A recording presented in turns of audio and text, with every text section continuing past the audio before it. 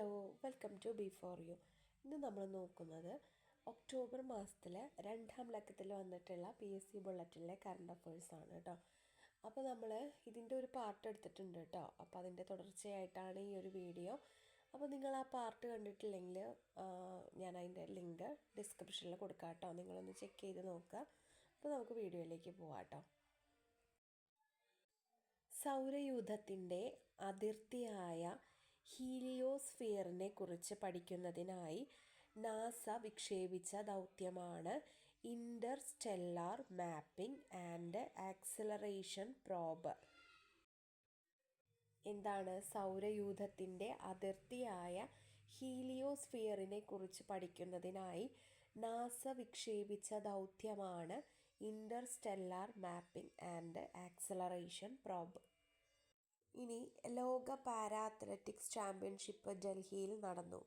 English cricket all rounder Chris Woakes വിരമിക്കൽ പ്രഖ്യാപിച്ചു. SAFF അണ്ടർ-17 ഫുട്ബോളിൽ ഇന്ത്യക്ക് കിരീടം. ഫൈനലിൽ ബംഗ്ലാദേശിനെ ഷൂട്ടൗട്ടിൽ 4-1 പരാജയപ്പെടുത്തി. ഇന്ത്യൻ ഏകദിന ക്രിക്കറ്റ് ടീമിൻ്റെ ക്യാപ്റ്റനായി ശുഭ്മാൻ ഗില്ലിനെ നിയമിച്ചു. 2026 ലോകകപ്പ് ഫുട്ബോളിൻ്റെ ഔദ്യോഗിക പന്തിൻ്റെ പേര് ട്രയോണ്ട എന്നാണ്. 2026 ലോകകപ്പ് ഫുട്ബോളിൻ്റെ ഔദ്യോഗിക പന്തിൻ്റെ പേരെന്താണ്? ട്രയോണ്ട എന്നാണ്. ഇനി $1 ബില്യൺ ആസ്തിയുള്ള ആദ്യ ഫുട്ബോളർ എന്ന നേട്ടം സ്വന്തമാക്കി ക്രിസ്റ്റ്യാനോ റൊണാൾഡോ.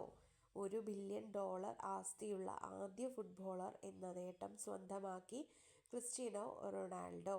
ഇനി ഏകദിന ക്രിക്കറ്റിൽ ഒരു കലണ്ടർ വർഷം ഏറ്റവും കൂടുതൽ റൺസ് നേടുന്ന വനിതാ താരമായി ഇന്ത്യയുടെ സ്മൃതി മന്ധാന. ഏകദിന ക്രിക്കറ്റിൽ ഒരു കലണ്ടർ വർഷം ഏറ്റവും കൂടുതൽ റൺസ് നേടുന്ന വനിതാ താരമായി ഇന്ത്യയുടെ സ്മൃതി മന്ധാന. ഇനി ആൻഡമാൻ ദ്വീപുകളുടെ കിഴക്കൻ തീരത്തുനിന്ന് 17 കിലോമീറ്റർ അകലെയുള്ള ശ്രീവിജയപുരത്ത് വൻതോതിൽ പ്രകൃതിവാതക നിക്ഷേപം കണ്ടെത്തി. ആൻഡമാൻ ദ്വീപുകളുടെ കിഴക്കൻ തീരത്തുനിന്ന് 17 കിലോമീറ്റർ അകലെയുള്ള ശ്രീവിജയപുരത്ത് വൻതോതിൽ പ്രകൃതിവാതക നിക്ഷേപം കണ്ടെത്തി. ഇന്ത്യയിലെ ഏക ചെളി അഗ്നിപർവ്വതം മഡ് വോൾക്കാനോ ആൻഡമാൻ നിക്കോബാർ ദ്വീപിലെ ബരാതാങ്ങിൽ സ്ഥിതി ചെയ്യുന്നു. ഇന്ത്യയിലെ ഏക ചെളി അഗ്നിപർവ്വതം ആൻഡമാൻ നിക്കോബാർ ദ്വീപിലെ ബരാതാങ്ങിൽ സ്ഥിതി ചെയ്യുന്നു.